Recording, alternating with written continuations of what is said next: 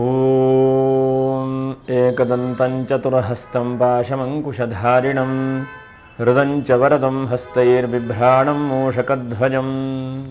ಪ್ರಿಯ ವೀಕ್ಷಕರೇ, ಭಗವಂತ ಶುಭವನ್ನು ಉಂಟು ಮಾಡಲಿ. ಆತ್ಮೀಯರೇ, ವೃಷಭ ರಾಶಿಯವರಿಗೆ ಹೇಗಿದೆ 2025ನೇ ಇಸ್ವಿಯ ಆಂಗ್ಲ ವರ್ಷ ಭವಿಷ್ಯ ಎಂಬುದನ್ನು ತಿಳ್ಕೊಳ್ಳೋಣ. ಯಾಕಂದರೆ ನಮಗೆ ಯುಗಾದಿಂದ ಯುಗಾದಿಗೆ ನೂತನವಾದಂತಹ ವರ್ಷ. ಆದರೂ ಕೂಡ ನಾವು ಇಂಗ್ಲೀಷ್ ಆಚರಣೆ ಮಾಡ್ತಾ ಇದ್ದೇವೆ, ಡೇಟ್ ಪ್ರಕಾರ ಇಸ್ವಿ ಪ್ರಕಾರ ಎಲ್ಲ ಮಾಡ್ತಾ ಇದ್ದೇವೆ. ಹಾಗಾಗಿ ಗ್ರಹಸ್ಥಿತಿಗಳ ಮೂಲಕವಾಗಿ 2024ನೇ ಇಸ್ವಿ ಮುಗಿದೇ ಹೋಯಿತು. ನೋಡ್ತಾ ಇದ್ದಂತೆ 25ನೇ ಇಸ್ವಿಯಲ್ಲಿ ಏನಾದರೂ ಸಾಹಸ ಆಗುತ್ತಾ, ಅಥವಾ ಇನ್ನೂ ಕಷ್ಟವಾಗತ್ತಾ, ಅಥವಾ ಇನ್ನೂ ಮನಸ್ಸಿಗೆ ಬಹಳ ಕಿರಿಕಿರಿ ಆಗುತ್ತಾ, ಎಲ್ಲ ವಿಷಯಗಳನ್ನು ಕೂಡ ನಾವು ತಿಳ್ಕೊಳ್ಳುವಂಥ ಒಂದು ಪ್ರಯತ್ನ ಮಾಡೋಣ. ನೋಡಿ, ನಿಧಾನವಾಗಿ ಸಂಚಾರ ಮಾಡುವಂತಹ ಗ್ರಹಗಳನ್ನು ನಾವಿಟ್ಕೊಂಡು ಈ ಒಂದು ವರ್ಷ ಭವಿಷ್ಯವನ್ನು ಹೇಳಬೇಕು. ಯಾಕಂದರೆ ಪಕ್ಷತ್ರಯಂ ತಿಷ್ಠತಿ ಲೋಹಿತಾಂಗ ಎಂಬುದಾಗಿ ಶಾಸ್ತ್ರ ಹೇಳುತ್ತದೆ. ಅಂದರೆ 45 ದಿವಸದಲ್ಲಿ ಕುಜನು ಒಂದು ರಾಶಿ ಪ್ರವೇಶ ಮಾಡ್ತಾನೆ, 2.5 ದಿವಸಕ್ಕೆ ಒಂದು ರಾಶಿಯನ್ನು ಚಂದ್ರನು ಪ್ರವೇಶ ಮಾಡ್ತಾನೆ, ಹಾಗೆ 30 ಅಥವಾ 31 ದಿವಸಕ್ಕೆ ರವಿ ಪ್ರವೇಶ ಮಾಡ್ತಾನೆ. ಹಾಗಾಗಿ ನಾವು ವರ್ಷ ಭವಿಷ್ಯ ಹೇಳುವಾಗ ನಿಧಾನವಾಗಿ ಸಂಚಾರ ಮಾಡುವಂತಹ ಗ್ರಹಸ್ಥಿತಿಗಳನ್ನು ಇಟ್ಕೊಂಡು ಹೇಳುವಂತಹ ಪ್ರಯತ್ನವನ್ನು ಮಾಡಬೇಕು. ನೋಡಿ, ವರ್ಷದ ಆದಿಯಲ್ಲಿ ಶನಿಯು ಕುಂಭರಾಶಿಯಲ್ಲೇ ಇರ್ತಾನೆ. ವೃಷಭ ರಾಶಿಯವರಿಗೆ ಕುಂಭರಾಶಿ ಅಂತಂದರೆ 10ನೇ ಮನೆ ಆಗುತ್ತೆ, ದಶಮ ಸ್ಥಾನ ಆಗುತ್ತೆ. ಅನಂತರದಲ್ಲಿ 11ನೇ ರಾಶಿಗೆ ಶನಿ ಪ್ರವೇಶ ಮಾಡ್ತಾನೆ. 29/3/2025ಕ್ಕೆ ಶನಿಯು ಮೀನ ರಾಶಿಗೆ ಸಂಚಾರ ಮಾಡ್ತಾನೆ. ಆವಾಗ ನಿಮಗೆ 11ನೇ ರಾಶಿಗೆ ಶನಿಯ ಪ್ರವೇಶವಾಗುತ್ತೆ. ಹಾಗೆ ಅನಂತರದಲ್ಲಿ ಗುರುವು ಕೂಡ ಸದ್ಯ ನಿಮ್ಮ ರಾಶಿಯಲ್ಲೇ ಕೂತ್ಕೊಂಡಿದ್ದಾನೆ. ಹಾಗಾಗಿ ಅಲ್ಪ ಗುರುಬಲ ವೃಷಭ ರಾಶಿಯವರಿಗೆ ಹೇಳ್ತಾ ಇದ್ದೇನೆ ಹಿಂದನೂ ಕೂಡ. ಹಾಗಾಗಿ ಗುರು 5ನೇ ತಿಂಗಳಲ್ಲಿ ನಿಮ್ಮ ರಾಶಿಯಿಂದ 2ನೇ ರಾಶಿಗೆ ಅಂದರೆ ಮಿಥುನ ರಾಶಿಗೆ ಸಂಚಾರ ಮಾಡ್ತಾನೆ. ಹಾಗಾಗಿ ಆ ಗುರುವಿನ ಸ್ವಲ್ಪವಾದಂಥ ಪ್ರಭಾವ ಧನಸ್ಥಾನದ ಮೇಲೆ ಬೀಳ್ತದೆ ಮೇ ಅನಂತರದಲ್ಲಿ.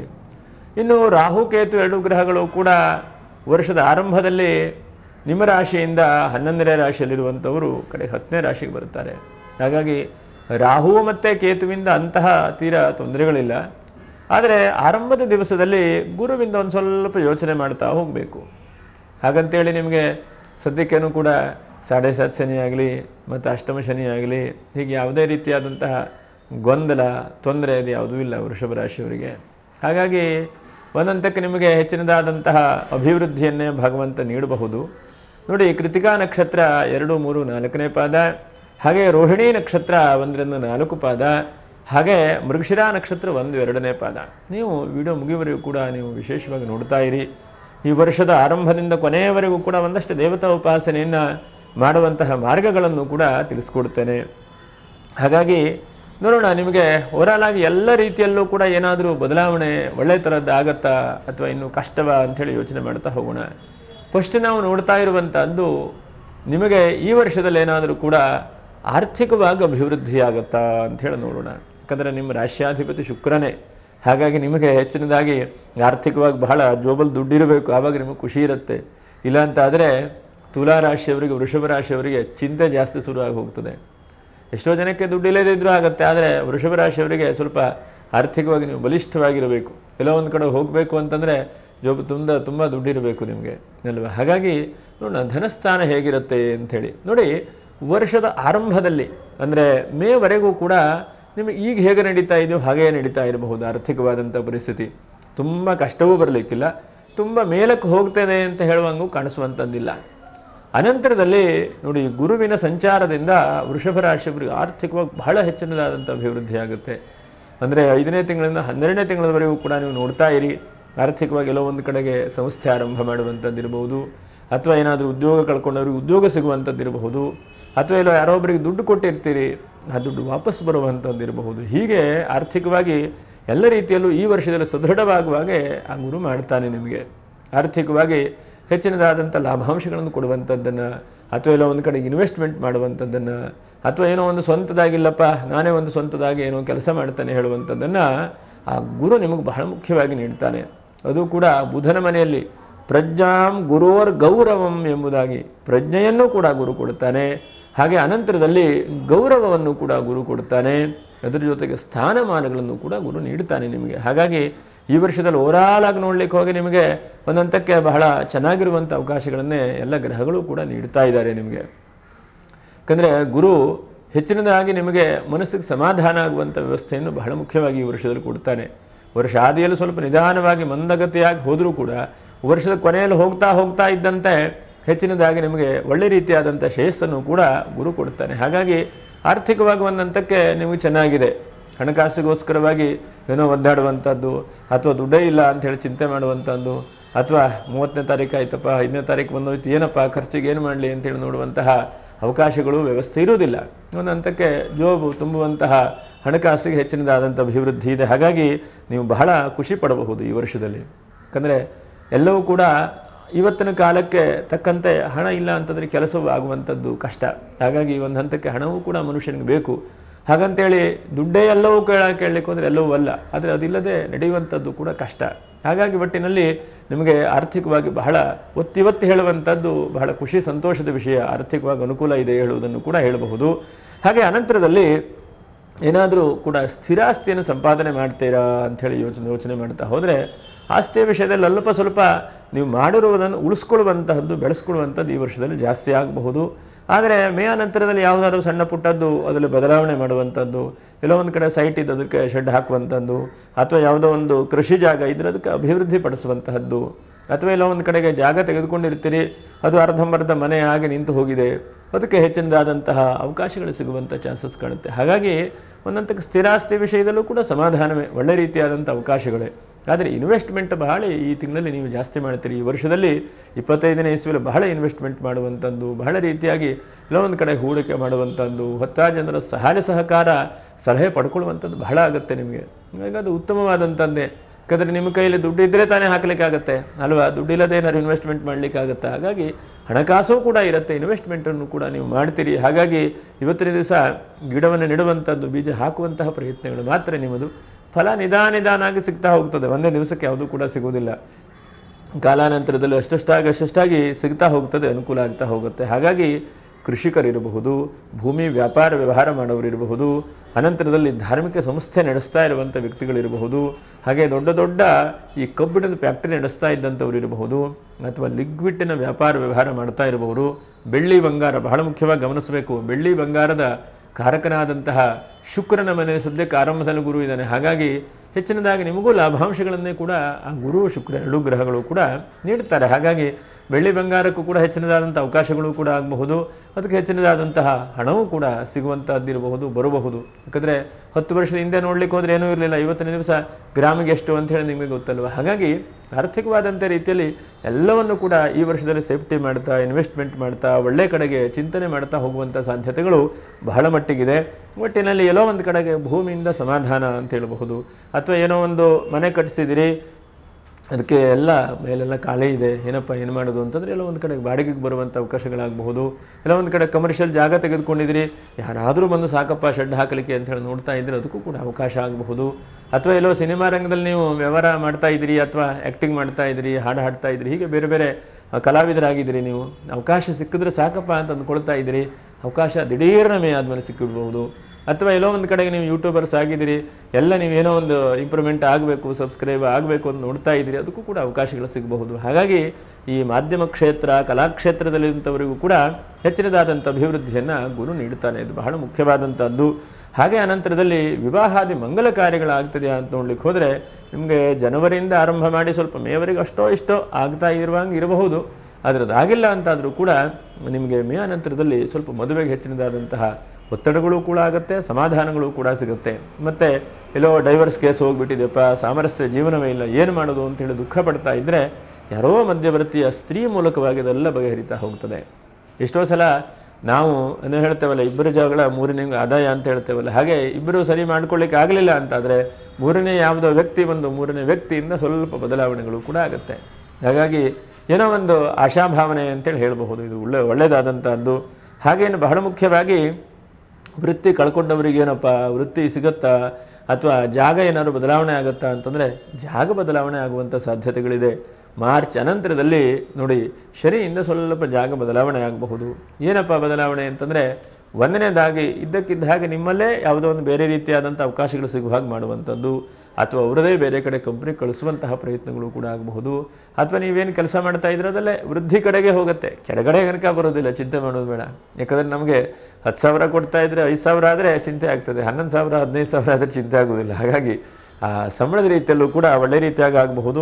ಒಟ್ಟಿನಲ್ಲಿ ವೃತ್ತಿ ಜೀವನ ಶುಭವಾಗ್ತದೆ ಅಂತಲೇ ಹೇಳಬಹುದು. ವೃತ್ತಿಯಲ್ಲಿ ಅವಕಾಶಗಳು ಕೂಡ ಇದೆ. ನೀವು ಎಷ್ಟಾಗುತ್ತೋ ಅಷ್ಟು ಈ ವರ್ಷದಲ್ಲಿ ಬೆಳೆಯುವಂತಹ ಪ್ರಯತ್ನವನ್ನು ಎಲ್ಲ ರೀತಿಯಾಗೂ ಕೂಡ ನಾನು ಹೇಳುವಂಥದ್ದು, ಸಾಮಾಜಿಕವಾಗೂ ಕೂಡ ಬೆಳೆಯುವಂಥ ಪ್ರಯತ್ನ, ಆರ್ಥಿಕವಾಗೂ ಬೆಳೆಯುವಂತಹ ಪ್ರಯತ್ನ.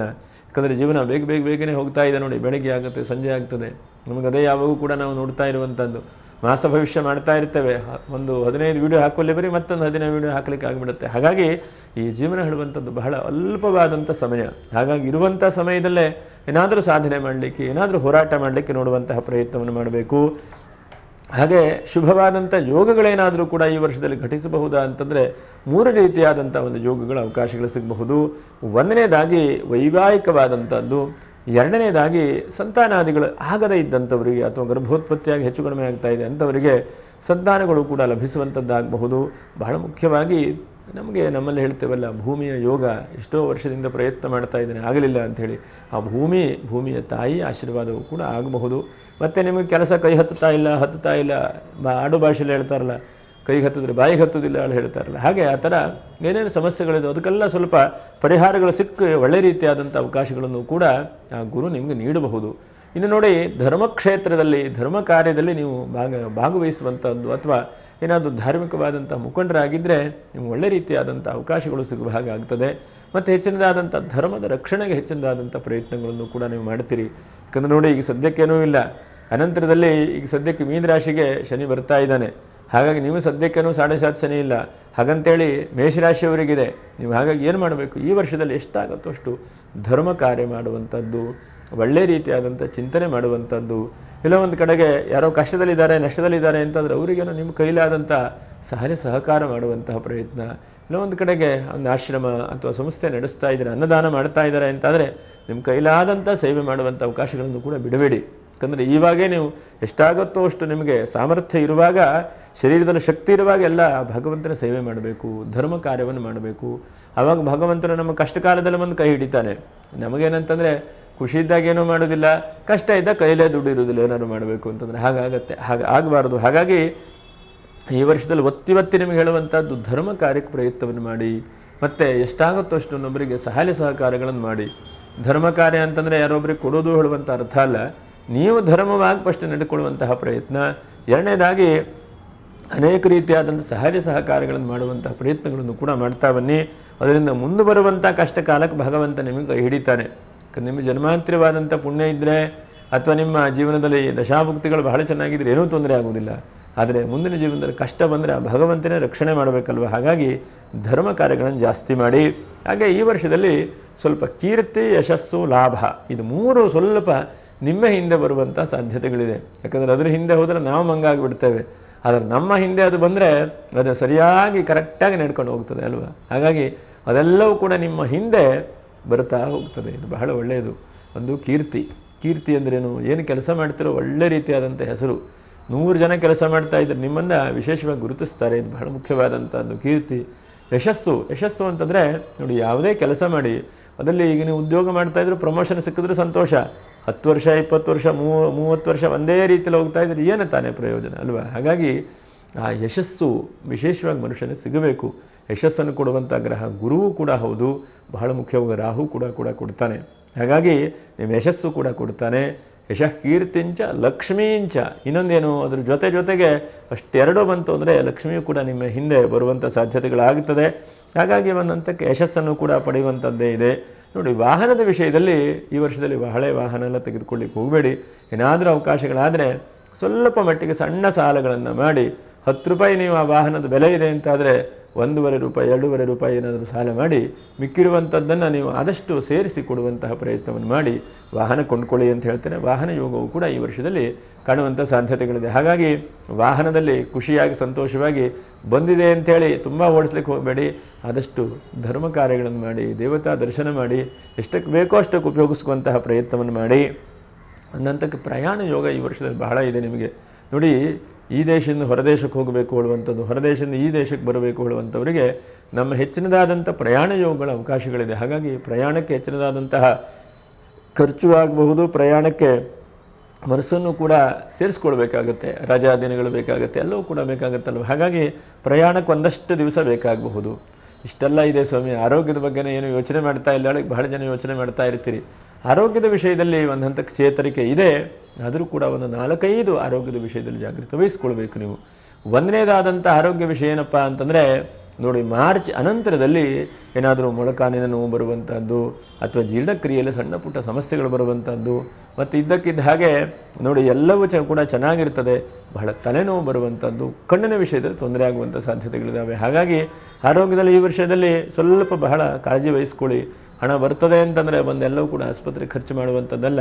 ನಿಮ್ಮ ಆರೋಗ್ಯವನ್ನು ನಿಮ್ಮ ಹತೋಟಿಯಲ್ಲಿ ನಿಮ್ಮ ಕೈಯಲ್ಲಿ ಇಟ್ಕೊಳ್ಳುವಂತಹ ಪ್ರಯತ್ನಗಳನ್ನು ಜಾಸ್ತಿ ಮಾಡಿ. ಆರೋಗ್ಯದ ವಿಷಯದಲ್ಲಿ ಇಷ್ಟು ಮಾಡಿದರೆ ಈ ವರ್ಷದಲ್ಲಿ ಹೇಗೋ ನಡ್ಕೊಂಡು ಹೋಗುತ್ತೆ. ಅಂತಹ ತೀರ ಮೇಜರಾದಂತಹ ಆಪರೇಷನ್ ಆಗುವಂಥದ್ದು ಸಮಸ್ಯೆಗಳು ಇಲ್ಲ. ಮೂಳೆ ವಿಷಯದಲ್ಲಿ ಒತ್ತಿ ಹೇಳುವಂಥದ್ದು ಸ್ವಲ್ಪ ಜಾಗ್ರತೆ. ಏನೋ ಸಣ್ಣ ಪುಟ್ಟ ನೋವುಗಳು ಬಂದರೆ ತತ್ ಪರಿಣಾಮ ಏನಪ್ಪ, ಸಣ್ಣ ಪುಟ್ಟ ಚಿಕಿತ್ಸೆ ಮಾಡ್ಕೊಳ್ಳಿ ಅಥವಾ ಅದಕ್ಕೇನಾದರೂ ಔಷಧಿ ಉಪಚಾರಗಳನ್ನು ಮಾಡ್ಕೊಳ್ಳಿ ಅಂತೇಳಿ ಹೇಳ್ತೇನೆ. ಹಾಗೆ ಅನಂತರದಲ್ಲಿ ಬಹಳ ಮುಖ್ಯವಾಗಿ ಸ್ತ್ರೀಯರಿಗೆ ಅಥವಾ ಗೃಹಿಣಿಯರಿಗೆ ಬಹಳ ಮುಖ್ಯವಾದಂಥ ಶುಭ ಈ ವರ್ಷ. ಯಾಕಂದರೆ ಈ ವರ್ಷದಲ್ಲಿ ನೀವೇನೋ ನೂತನವಾದಂಥ ಕೆಲಸ ಕಾರ್ಯಗಳನ್ನು ಮಾಡುವಂಥದ್ದು ಅಥವಾ ಏನೋ ನಿಮ್ಮ ಮನಸ್ಸಿಗೆ ಏನೋ ಆ ಭಗವಂತನ ಪ್ರೇರಣೆ ಆಗುತ್ತೆ, ಇದನ್ನು ಮಾಡಿದರೆ ಒಳ್ಳೆಯದಾಗ್ತದೆ ಅಂತ ಅನ್ನಿಸ್ತದೆ. ಆ ಕೆಲಸದಲ್ಲಿ ಮುಂದೆ ಹೋಗಿ ಅದರಿಂದ ಬಹಳ ಶುಭವಾಗುತ್ತೆ. ಹಾಗಾಗಿ ಗೃಹಿಣಿಯರಿಗೆ ಶುಭ ಅಂತ ಹೇಳ್ತೇನೆ. ಅದರ ಜೊತೆಯಲ್ಲಿ ಸಣ್ಣ ಪುಟ್ಟ ಕಲಹಗಳಿದ್ದರೂ ಕೂಡ ಅದು ಸ್ವಲ್ಪ ಪರಿಹಾರ ಆಗುವಂಥ ಸಾಧ್ಯತೆಗಳು. ಮತ್ತೆಲ್ಲೋ ಒಂದು ಕಡೆಗೆ ಹೇಳ್ತಿರಲ್ಲ, ಎಲ್ಲೋ ಒಂದು ಡಬ್ಬಿಯಲ್ಲಿ ದುಡ್ಡಿಟ್ಟೆ ಅಂಥೇಳಿ, ಹಾಗಾಗೋದಿಲ್ಲ. ಈ ವರ್ಷ ನಿಮ್ಮ ಹೆಸರಿನಲ್ಲೇ ಯಾವುದೊಂದು ಜಾಗ, ಭೂಮಿ, ಅವಕಾಶಗಳು ಅಥವಾ ಒಂದು ಸಂಸ್ಥೆ ಹೀಗೆಲ್ಲ ಆಗುತ್ತೆ. ಹಾಗಾಗಿ ಈ ವರ್ಷ ಸ್ವಲ್ಪ ಖುಷಿಯಾಗಿ ಸಂತೋಷವಾಗಿ ಇರುವ ಹಾಗೆ ಭಗವಂತನು ಮಾಡ್ತಾನೆ.